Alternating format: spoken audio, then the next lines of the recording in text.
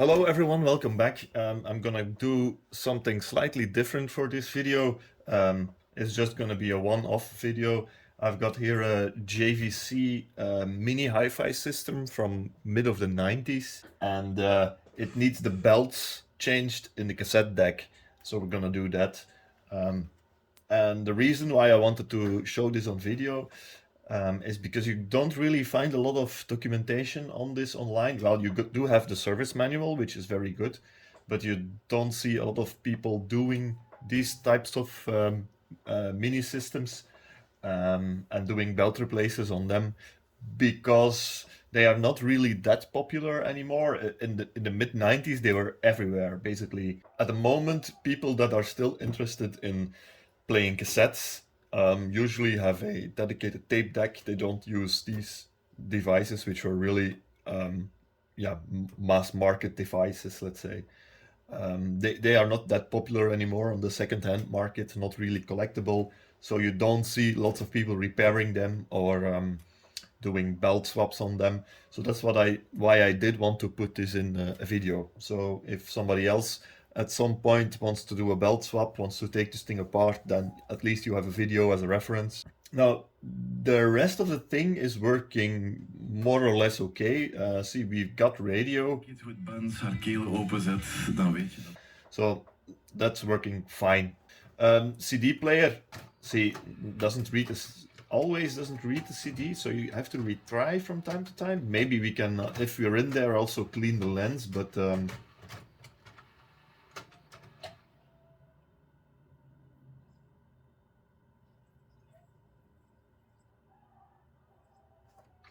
see, it still doesn't read the disc. I have a disc in each slot here, but see, it's moving on to the third slot. So the CD player is very intermittent. We might need to take a look at that as well. Come on. Yeah, now it also starts. So yeah, it's intermittent, but it does still work and plays good, and the sound quality is actually okay. The tape deck, however, see, I have a tape in here. If I go to tape, and if I play, it's on the A deck. See, it just goes in the left direction, and then it goes back into the right direction, and then it goes back in the left direction, and it just keeps swapping like this. It doesn't play the tape anymore. Yeah, so that's really broken. That doesn't work anymore. I already had a look inside, and there is a belt which snapped, so we'll have to replace the belts. I also have the service manual, which you can find online quite easily. It's a 130-page service manual, and it has clear disassembly instructions, which is kind of cool, which you can follow, and which describe in detail completely on how to disassemble this thing. And it goes until the cassette mechanism removal, and then here it shows how to disassemble or to replace the belts. So that's, we're probably gonna have to do all of that because yeah, I don't think you can get to the cassette mechanism if you don't have everything else disassembled. So let's start, I guess. Power. Goodbye. Okay, so let's unplug it first. Now the first step I already did, and that's taking the cover plate off, or loosening it. So you need to remove 6 screws, I think. There are no 8 screws. There are 6 screws here in the back, and then you have 1 screw on each side that you need to remove, and then you can just lift the cover off. If you have opened the PC case, I think it's very similar. So you just fold it up and you can just remove the cover plate. See, so we've got the CD player, and there is quite a bit of dust here inside, so I think maybe the lens might just be dirty, so we can clean that up. This is, I guess, the radio board. Here we have the cassette mechanism, and there you can see, I don't know if it is easily seen on the video, but see, there is a piece of the belt here that snapped off. So we're gonna need to get to that, and we need to disassemble everything here, and here are the wheels for the belt, so it's gonna be a lot of work. Okay, next step is removing these two here to remove the heatsink cover.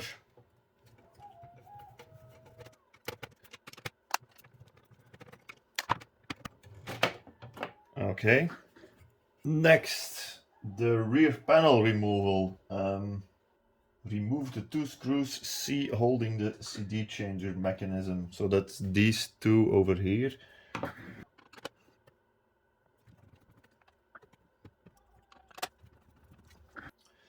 Then next up is remove 10 screws. 1, 2, 3, 4, 5, 6, 7, 8, 9, 10. Okay. And that should take the entire back panel off. Okay, so all these 10 bronze colored screws are out. So now we should be, wow, okay. Be careful, the CD player just falls out. We should be able to remove the back panel here now.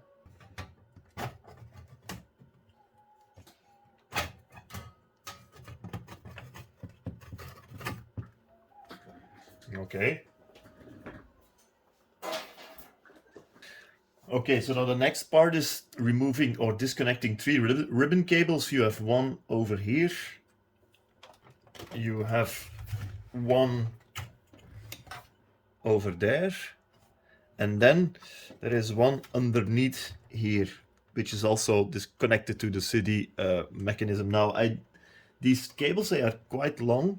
I think they are long enough so that you can just loosen the CD player and then remove them from the CD changer itself. But I think I'm going to just unplug it from here. So I will just mark that this guy is over here. And then we are going to do the same for this side. See, these cables, they are quite long, so I think you could lift out the CD changer in its entirety.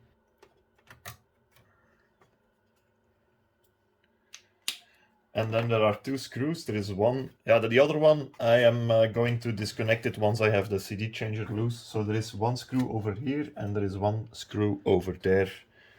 And we're gonna take him out.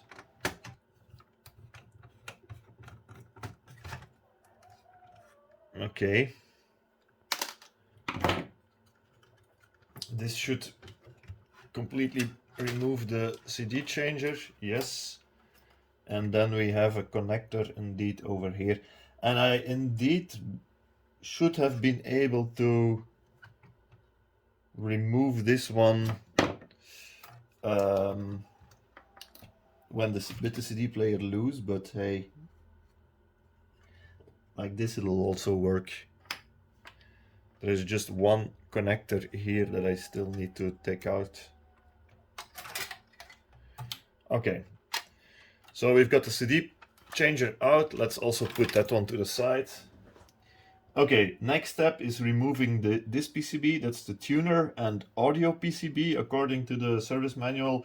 And because we're starting to work with PCBs and chips and those kind of things, I decided to take my precautions. ESD wise.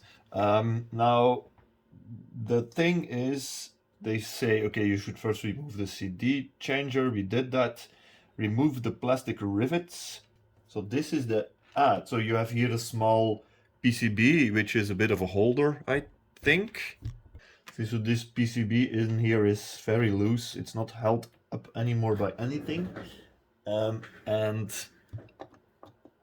except this small piece of PCB board. So there are 2 plastic, they call it rivets, but it's not, they aren't really rivets. They are more like plugs. See these things, should take them out.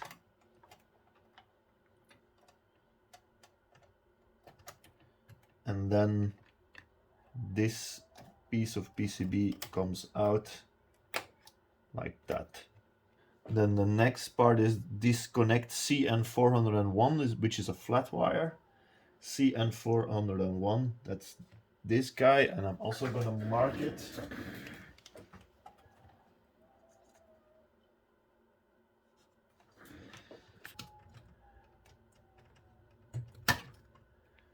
Okay. And CN514. There is nothing holding this PCB in anymore. Here is a connector and there is a connector. Well, I think the idea is that you remove this one here. I think that's a misprint in the manual. So I'm also going to mark it. Okay. And then these two guys over here. How do these come out? You just push the PCB forward and they come out. See, like this. Okay. So we have this PCB out. I'm also going to put that aside here. Okay, so next step is removing the DAC and CD control PCB, and I guess that it's this big one. First step is removing connector C901. That is this guy over here. I'm also going to mark. I don't think we have a big chance of putting this in incorrectly, but you never know. So this one slides forward, I think, and then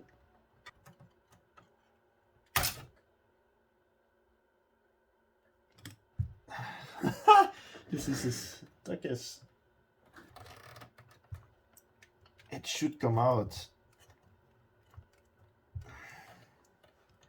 Okay, I'm going to loosen the PCB first and see what we can have when the PCB is loose.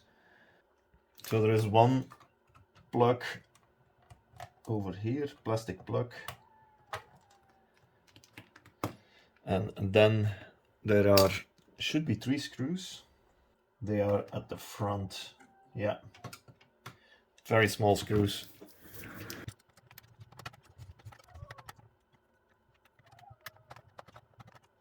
That's 2, and here is 3.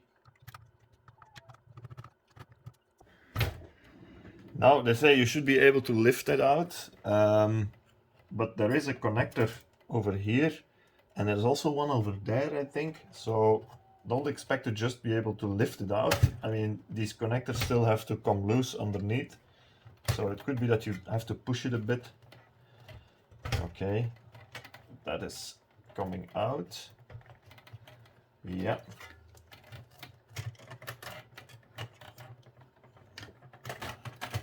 All right, and now we have the issue of this guy, which is still connected. Okay, so I had to pull these 2 boards apart. This is the power board, I believe, and the reason why you can't remove these 2 together is that this one is soldered to the PCB next to the transformer, so this is not coming out without taking out the transformer. So we're gonna leave that like it is in place here. I'm not gonna do anything to this. And then this board here, I still don't have that cable disconnected, so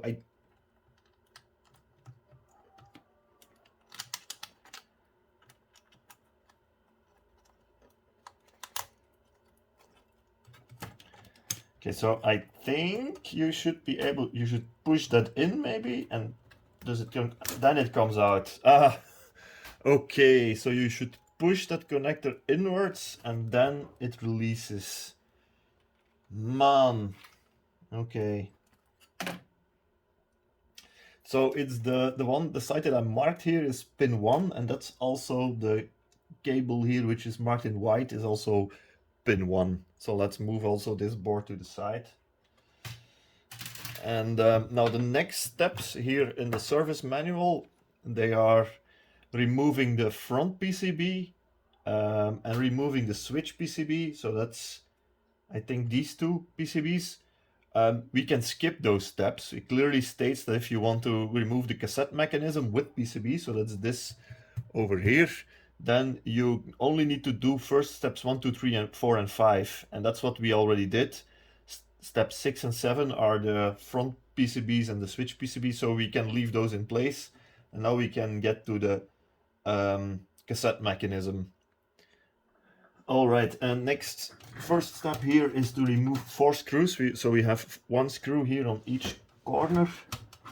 Here in the bottom right corner is the most difficult one to reach because the transformer is in the way, and I don't want to remove the transformer, but it's out. The other ones are here on the cassette mechanism itself.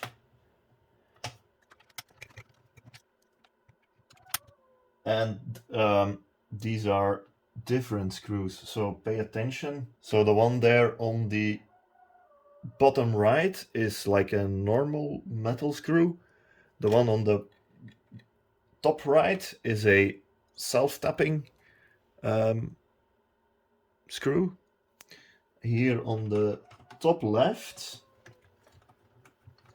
we have another self-tapping screw, and here on the bottom left, then I guess it will be a normal screw again, but that one is also those are in an awkward position. You need like an extremely long screwdriver or something. Yeah.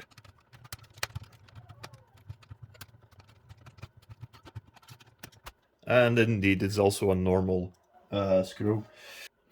And then I think we have these ones, and you have holes here in the PCB so that you can reach them. And those are also self-tapping. Nope. Not loose yet. There are also 2 similar ones here at the bottom in an awkward position as well.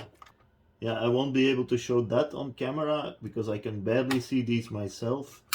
So, Jesus.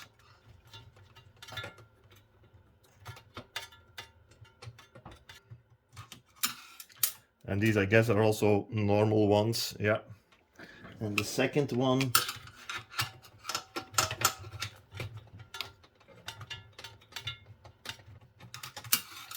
okay, got it. Ha, also a normal one. So the 4 ones are on the bottom. The 4 ones on the bottom, they are these this type, and the 4 ones on top, they are this type. Okay. Now this mechanism should be loose and should come out. Yes. Awesome. And it's basically this one that we are interested in. So I'm going to put the chassis here aside, and we're just going to focus on the cassette mechanism. Okay, we've got the cassette mechanism out, and the next step is removing the PCB from the mechanism itself. Disconnect CN331 and CN332, and that's these 2 guys over here. Again, let me mark this. So this is this side, and here we're gonna do the same. Okay, and then we need to unplug these ribbon connectors. I hate ribbon connectors. They're just fragile, and you always need to be careful.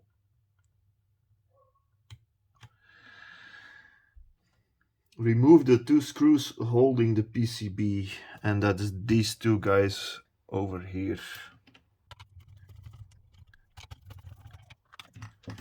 Okay, now we should be able to take this off. Yep. Let's put that aside. Got a whole pile of PCBs now here next to me.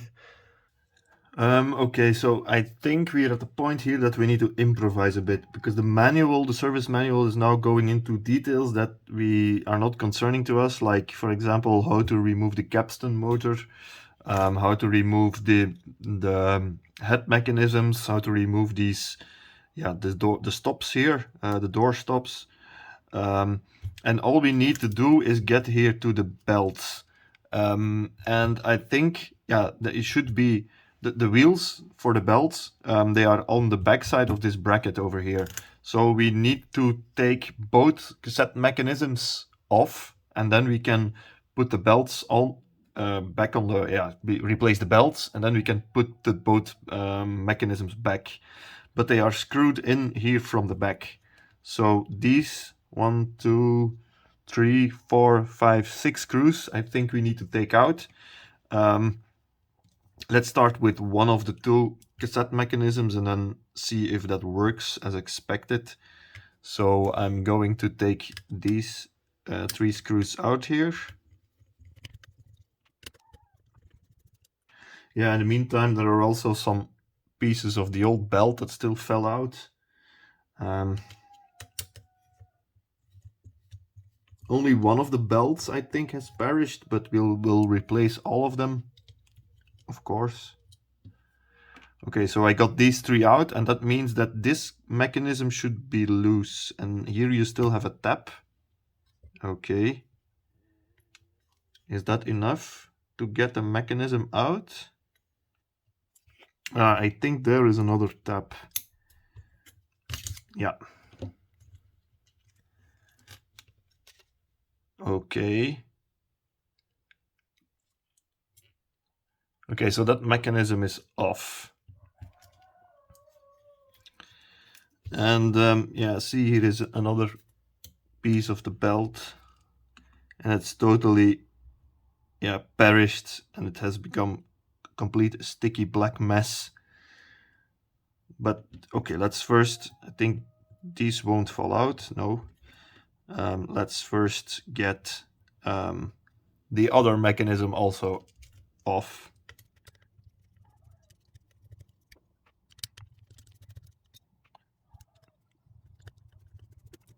So we have one tap over here and one tap over there.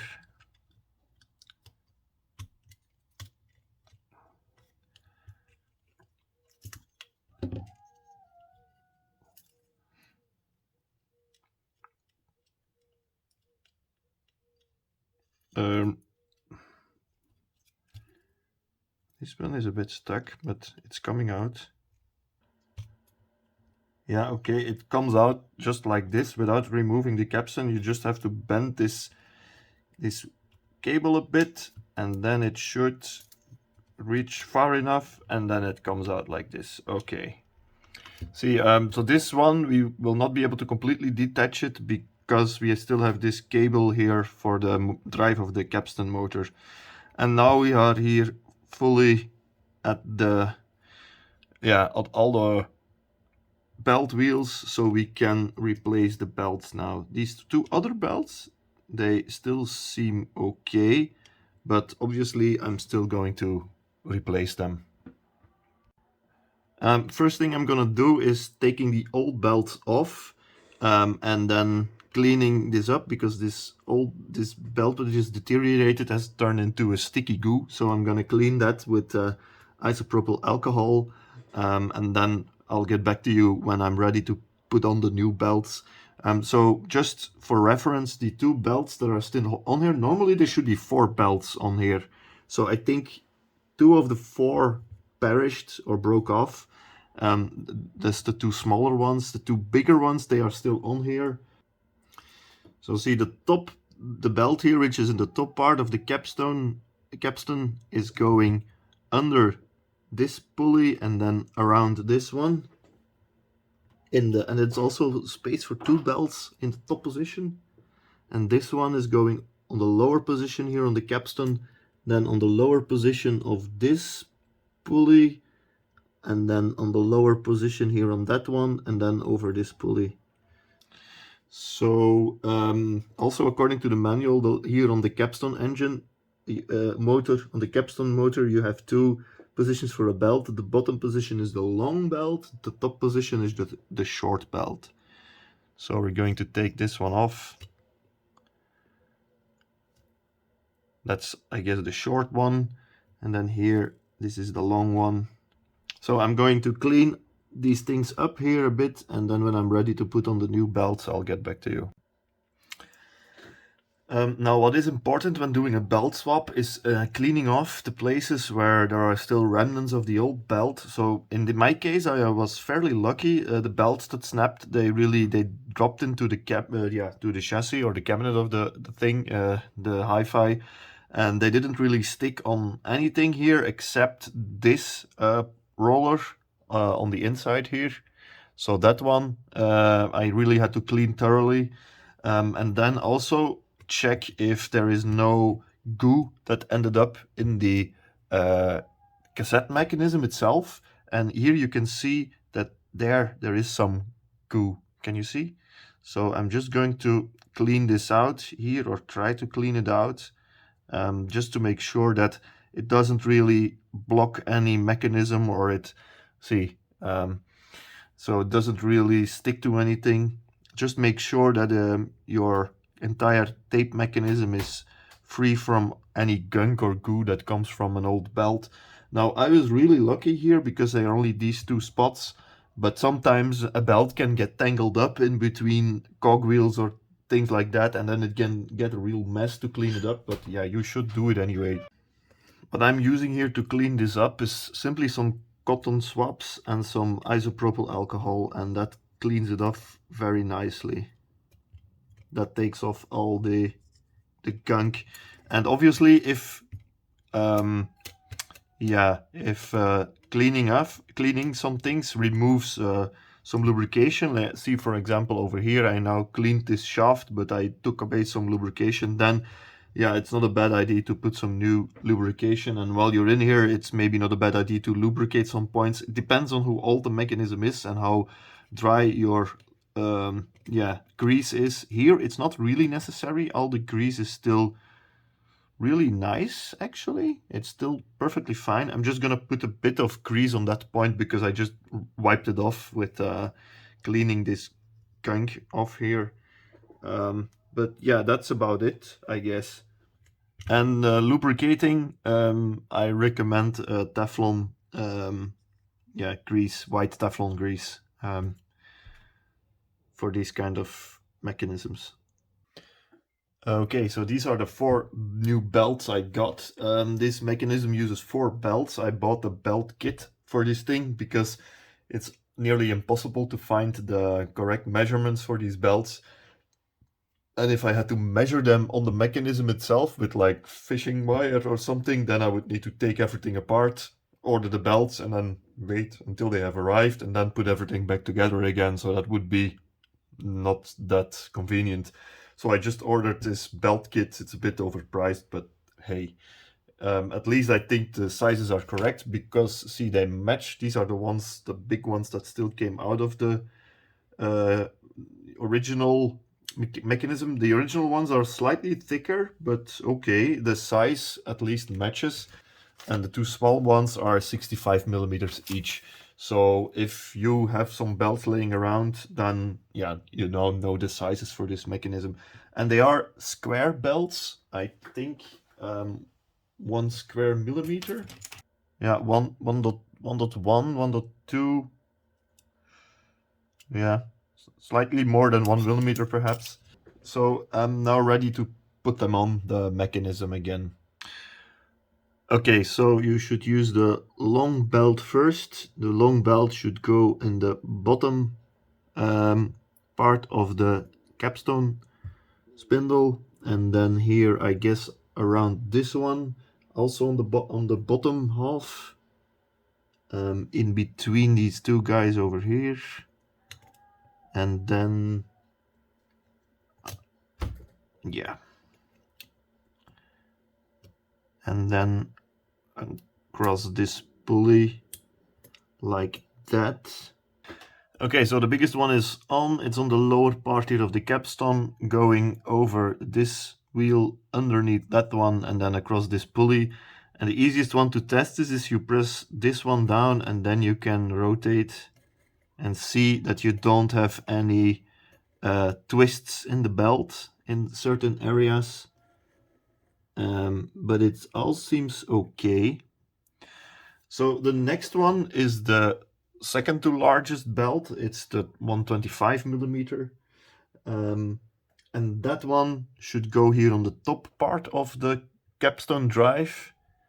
Underneath this pulley, I guess that'll be in the top section then, because it's also in the top section here, and across the big one. Now I think it might be easier if I just remove this guy and do it like this.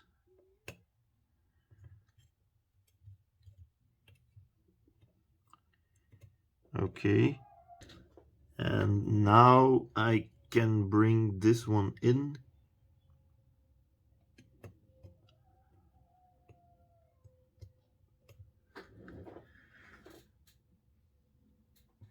And I think this should work.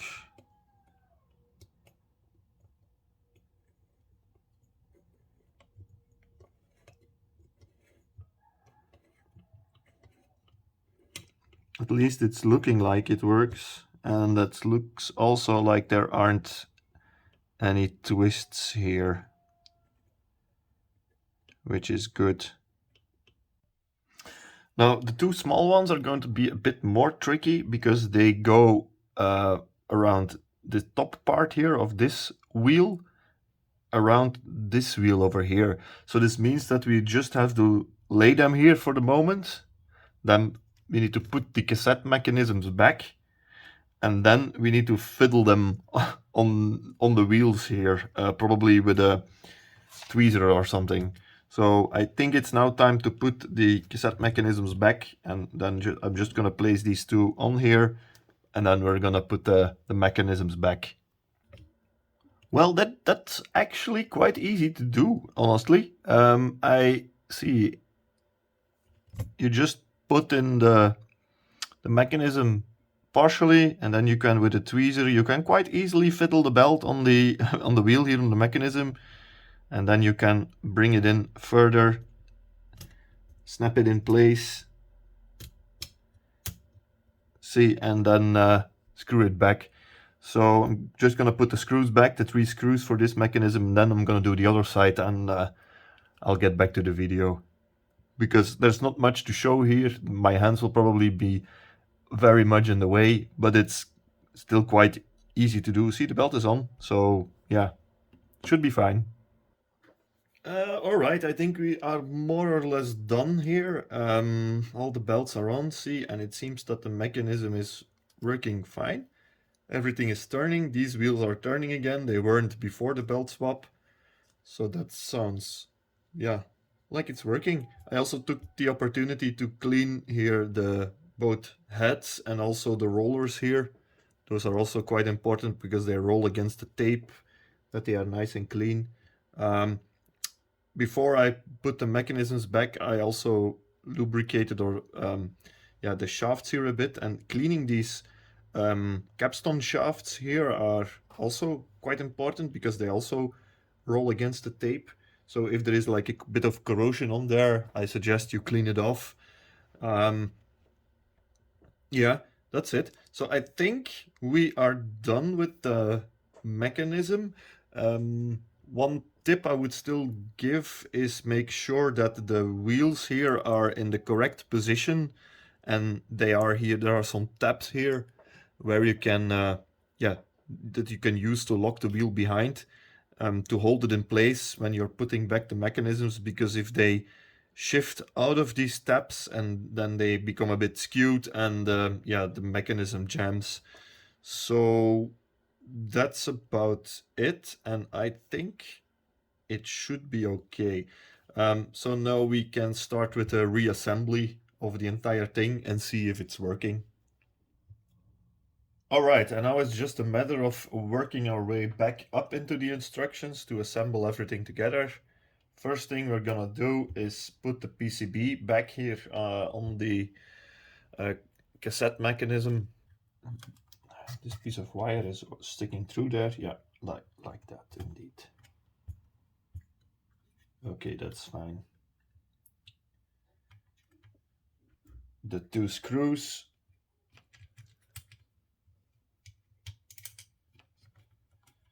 By the way, I also quickly checked all the capacitors with my capacitor tester, and they all seem fine. I have the impression that the caps in this entire system, this entire device, all the boards are of really good quality, good caps. I'm seeing some Panasonics, I'm seeing Nishikons, so yeah, that is a nice surprise, because you'd expect some not always the best caps in mid-range devices, or but these are really good.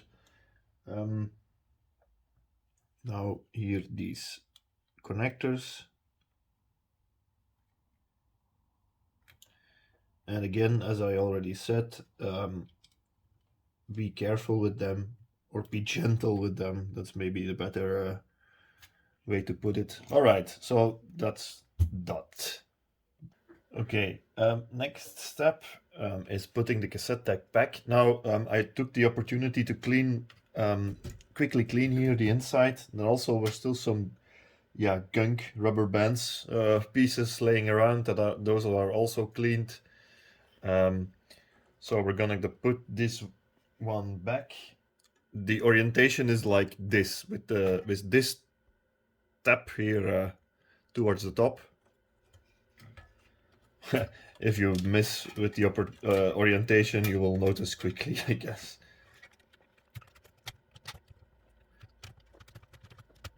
Okay, it does. There are some pins here, some small pins where it has to fit in. So yeah, I'm just gonna put one screw in here, and remember, we had 8 screws here, and we had 2 different types, 4 self-tapping screws and 4 regular ones. So the self-tapping screws were on the top. So I'm just gonna start here with this one, and just to hold it in place.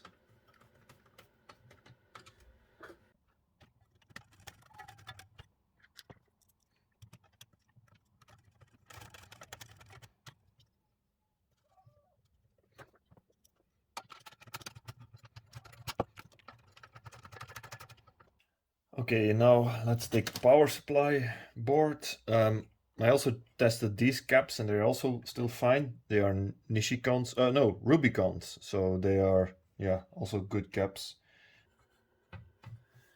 And then we have to put this board back. So we're gonna start here with this connector.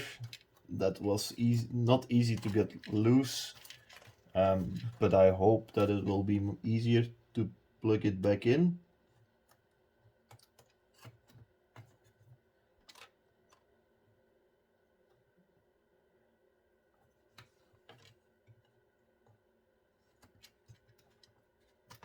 Yep, that's already done. That was easy.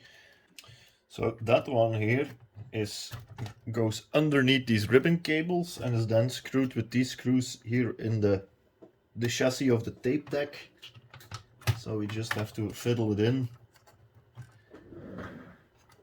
And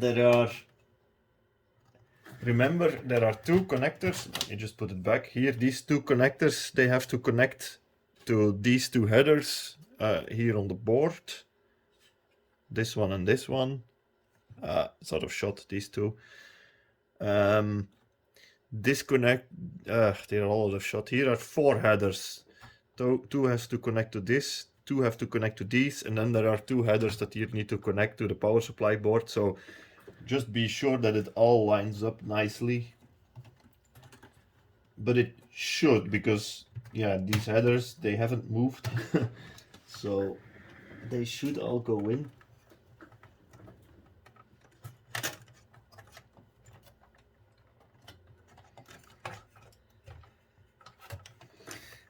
I think maybe it's best to do this first, because then you can see what you're doing. like this. Yeah. Okay, that one is in. Here on the back, that's also in, I guess. And now we can move this entire assembly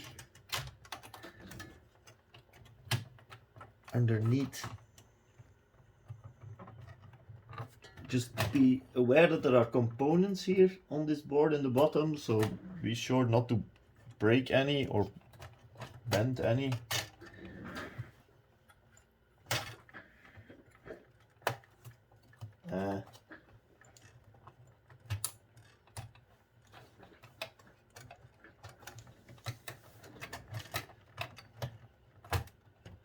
Okay, this tab here is an important key.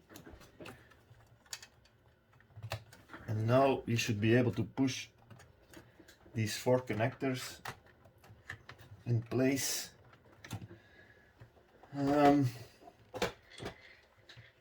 And we should have here, there is one plug in this hole of the tap.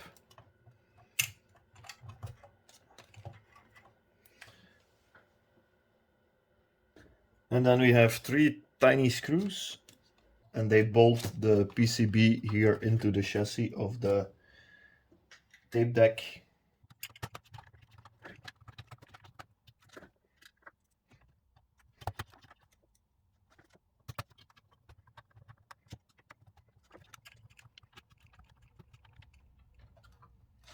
Okay, that should be good.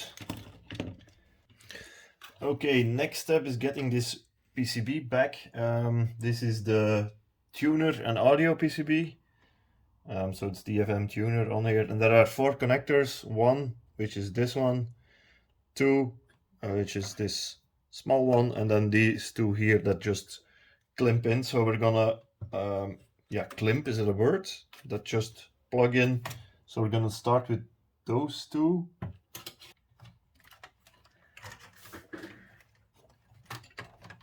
Yep, they just push in, but it's a bit difficult to get a grip on the board. Okay. Now it's a matter of putting this ribbon cable back.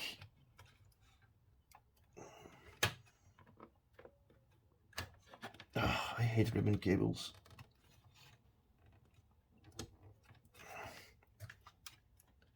Okay, and then putting this one back. And that,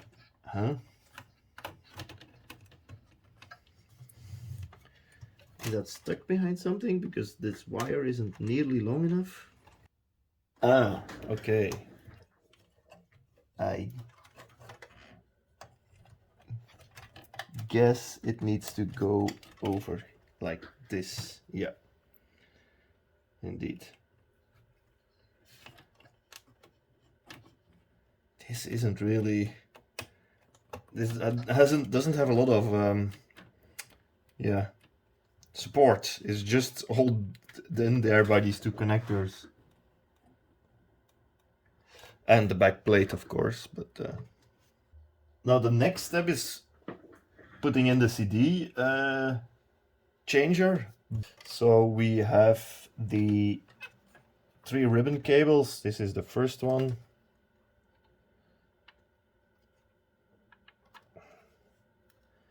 Okay, so the CD mechanism is in. There are 2 screws, one here on this side, one on the left side. And then we have also 2 ribbon cables left. Here is one.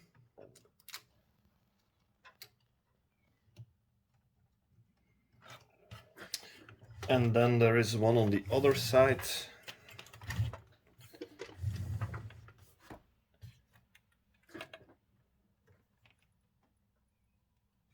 And that's over here. Yeah. Like this.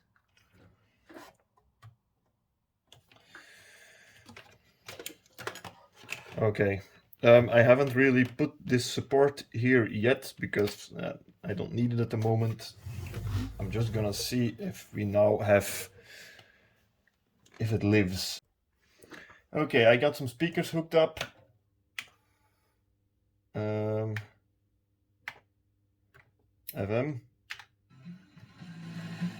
Yeah, at least we've got audio, that's great.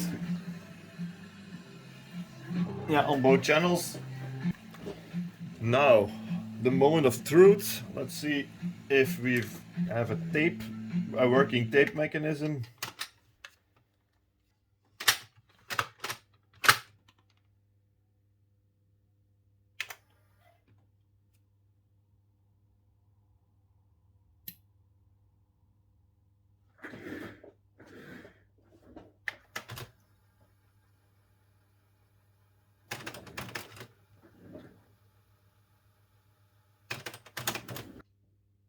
It's not playing, eh?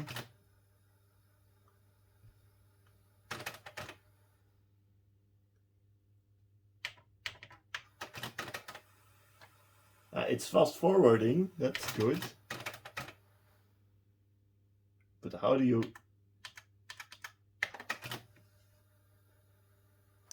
Okay, so the cassette deck still isn't playing. Well, the tapes aren't rolling or advancing. And I think that it's because of the pinch rollers that also need to be replaced. So each deck has 2 pinch rollers. They look like this. I already took one out. Now, luckily, no, the problem with this deck is obviously that you can't really test it before you put it back in. So you need to reassemble everything. And then I noticed the cassettes still weren't playing. So I think the pinch rollers also need to be replaced. But I think you can replace them without taking out the entire deck again. So you can access these from the front. At least that's what I'm trying to do. I already managed to get one out. Yeah,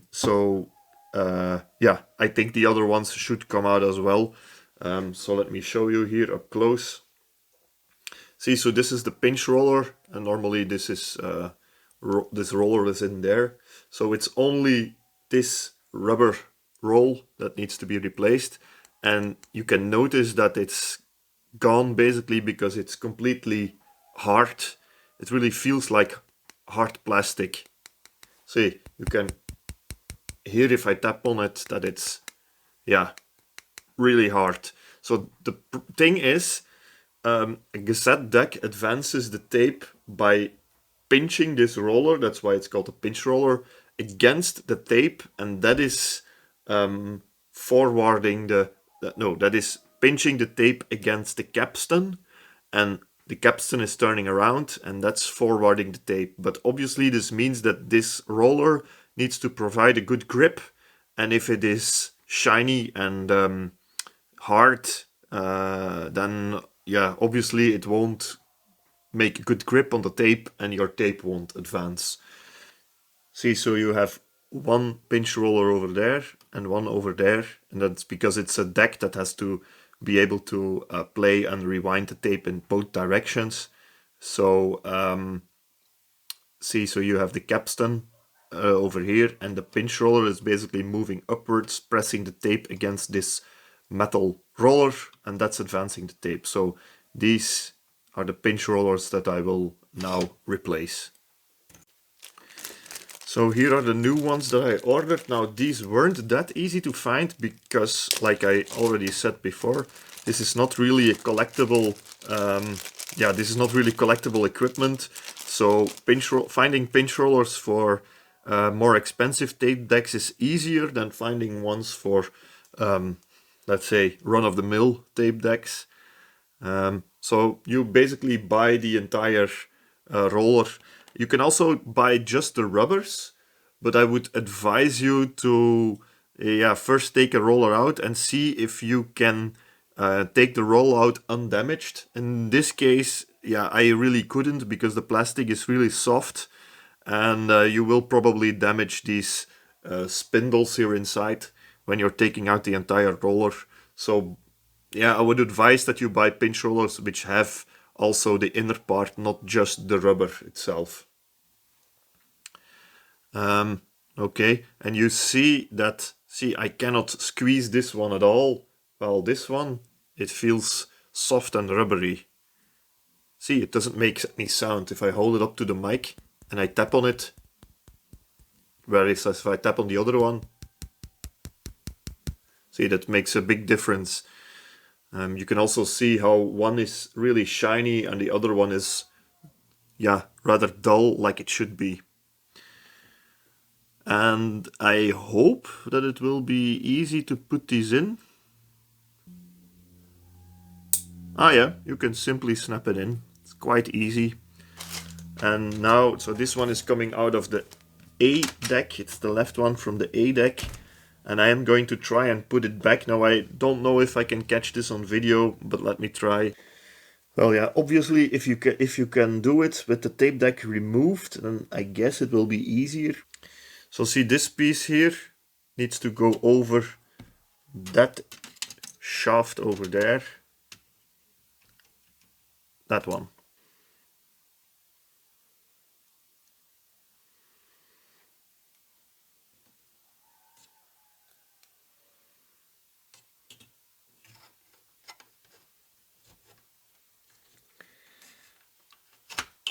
Okay, that's maybe the best way of doing it.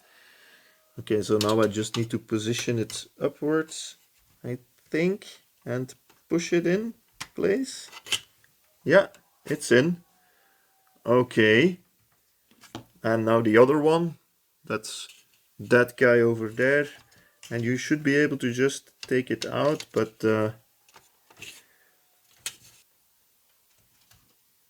yeah, see, you can just pull it forward and then it should come out. I hope it has the space to come out. Yeah, there we have it. Okay. Okay, so both pinch rollers here on the left deck have been replaced. Let's see if it works.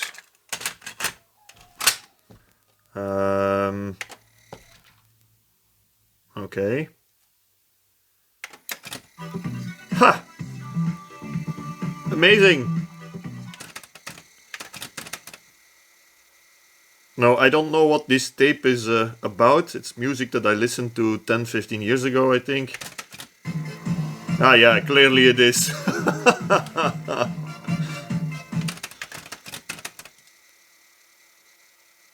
Yeah, it's more than 10 years ago. I guess it's like 15 to 20 years ago.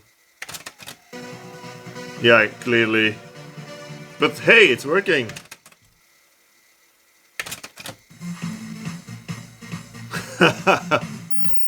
Now, I do have some problem still, and that is when there is a bad contact here, a bit on this board. So I do have a bit of distortion, especially when I turn up the volume. I think it's due to a bad contact. It's only when the music is coming from the cassette player, and it might be related to the fact that this board now is here just floating around, and that it needs to be completely into the cabinet of the thing here needs to be completely closed for it to work decently. I can turn it up and then suddenly, see, it starts clipping and making weird noises, and see, then it starts buzzing. So yeah, there is still something wrong there. I don't know what, but okay, at least mechanically the cassette deck is okay now. Oh yeah, and I still need to replace both pinch rollers on the B deck. I'm gonna do that off camera because they are exactly the same as the one on the A deck. Okay, I reattached the back panel. More importantly, I reattached all the components and the baseboard and the CD player to the back panel. And listen to this.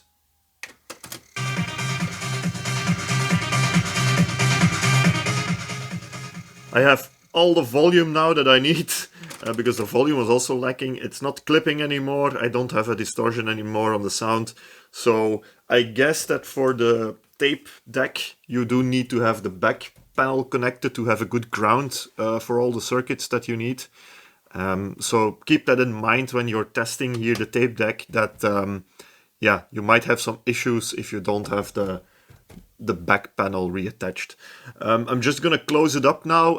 The assembly, I'm not gonna show it on video because it's just a matter of just reversing the actions that I showed earlier on the video So I think you can easily figure that out yourself by watching the video backwards or going in the backwards direction. So, and we're done. I closed up the case and it's working.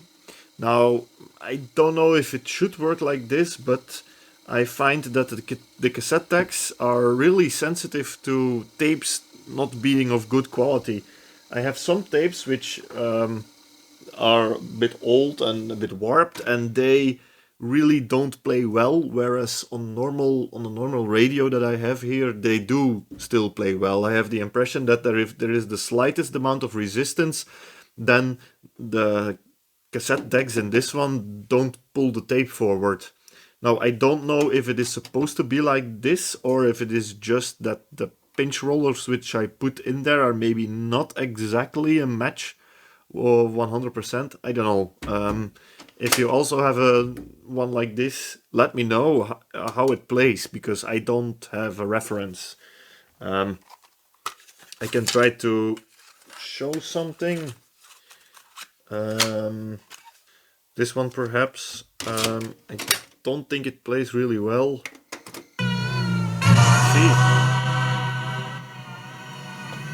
See, there is a lot of wow and flutter, or a lot of wow, let's say, because the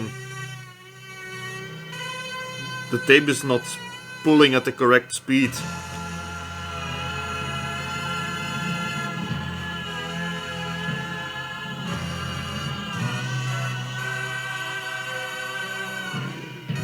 See, it's really okay, but this is like you see, it's a bad tape, whereas this one, for example,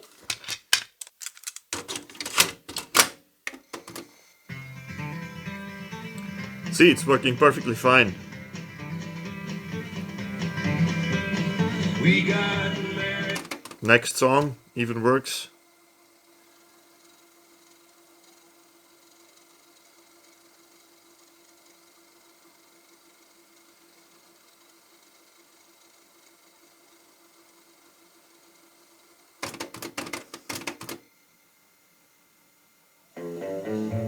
See?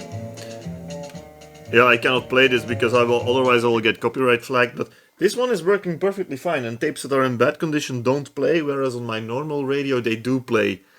So I don't know, I think either the pinch rollers I put in there are not an exact match, or it's just supposed to work like this, and it's quite sensitive for bad tapes. I don't know.